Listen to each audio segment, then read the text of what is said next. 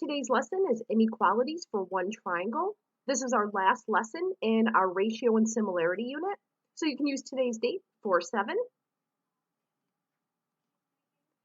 And this is the note packet that you'll need for today's lesson.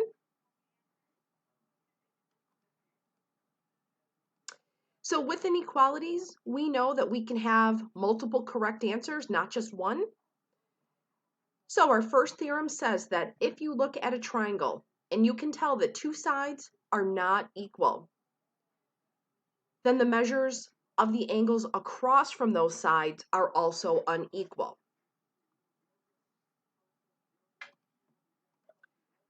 So for example, if I know that side AC here on the right is 10 and side BC is only 5, they're unequal, but AC is larger, then angle B, which is across from that bigger side, is the bigger angle when it's compared to the angle across from the smaller side.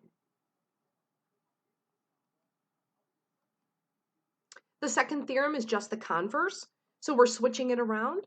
If we know that two angles in a triangle are unequal, then we know that the sides across from those unequal angles are also not equal.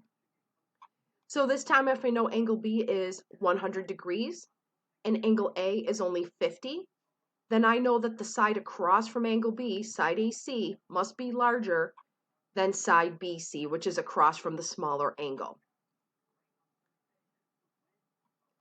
So to sum that up, we know that the largest angle in a triangle is always across from the longest side, and vice versa. Across from the longest side, you'll find the largest angle. Same with the smallest angle in your triangle. It's always across from the shortest side. Sometimes the third angle is missing in the triangle. You do need to fill that in so that you can make an accurate comparison. So just remember, we know a triangle has 180 degrees, and you can subtract off the angles you know and fill in the missing one that you don't know. So let's try some examples. In this triangle, they want you to list the angles from smallest to largest. So we're going to start with our shortest side, which is 6. Across from that is angle B. So angle B will be my smallest angle. And then you're going to look at the side in the middle. So next would be angle A, which is across. And the largest angle is across from the largest side, which is C. I wrote my answer as a compound inequality, but it does go from small to large. We can do the same with side length. Again, they want us to list the sides in order from shortest to longest. So we need to locate our smallest angle, which is 54. So across from that is our shortest side, EF. And then we'll go for our middle size angle, which will be side DF. And our largest angle is across from our longest side, DE. Again, I wrote this as a compound inequality, shortest side to largest side. If you don't want to write an inequality, you can simply make a list with commas. Our next theorem says, if you take any two sides of your triangle and you add them together, that sum should be greater than the length of the third side.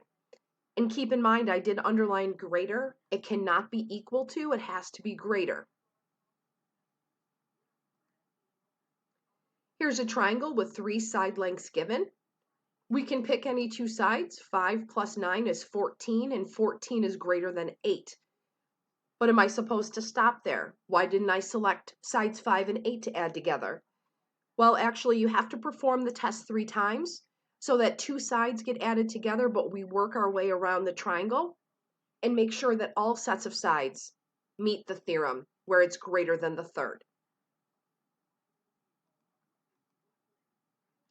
So can these 3 side lengths actually make a triangle? I'm going to start testing with the first 2 listed. So I have 3 plus 5, and that should be greater than 7. I'm going to follow through with the math, and I can see that 8 is greater than 7, so I marked it true. Because I have a true result, I'm moving on to the next test, and I'm going to add 5 plus 7 and see that it's greater than 3. And again, I can see that it is. This is true. And I'll move on to my third test. First side 3, last side 7. When I add them up, it is greater than 5. Because all three trials work, we can conclude that these three side lengths will form a triangle.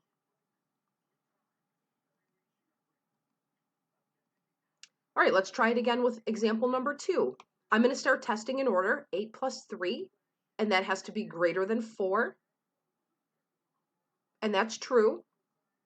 Moving on to my next trial, 3 plus 4 has to be greater than 8. Now, 7 is not greater than 8, and I did get a false statement. At this point, the trials are over. We don't need to test the third one, and you can simply conclude that no, these sides cannot form a triangle. Basically, one or two of the sides will be too short to actually connect, and you won't have a polygon. You'll have kind of an open figure, and we don't want that. Now, sometimes they'll give you two sides and not the third side. We still want to run the same trial. So what I do is I add a third side. So I'm saying 6 and 19 and x. I'm going to run the trials like I did before, and I'm going to start with 6 plus 19, and that has to be greater than x. Now, this is a little bit different. We're not going to get a true and false. We're going to solve this inequality, and I can see that x can be anything less than 25. I'm going to do the next trial, 19 plus x. When I solve this inequality, I get some negative values. While there are some positive values here, because I get a negative, this option gets rejected and it's not going to be part of my answer. So I'll move on to the third trial. 6 plus x must be greater than 19. And when I solve the inequality, I can see that x has to be greater than 13. So the first and the last are going to provide my values. We're going to write a compound inequality. So my missing side length x has to be greater than 13 and less than 25. So one of these will always be rejected, and the remaining two will help you write your answer. Let's try this again. We have side lengths of 18 and 23, so you can see I've added and x, that's my third side. And I'm going to start the trial with 18 plus 23. So x has to be less than 41. Moving on to x plus 23. When I solve this inequality, I do get some negative values, so this option is rejected. In my third trial, 18 plus x has to be greater than 23, and I can see that x has to be greater than 5.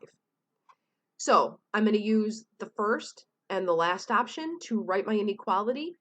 X has to be greater than 5 and less than 41.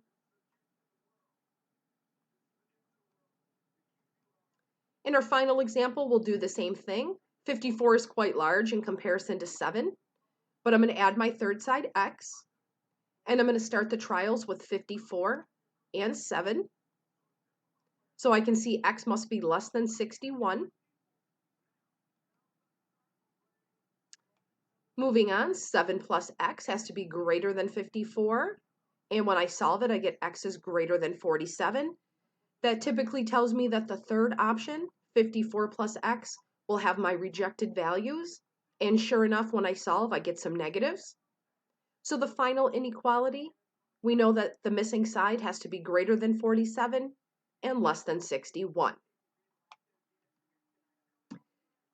This homework is number 102. If you have to perform any trials, please put those either on the back or on separate paper. And when you finish this assignment, you can forward it to me so that I can put it in the gradebook. If you have any questions while you're completing this assignment, please give me a call or send me an email. Have a great day.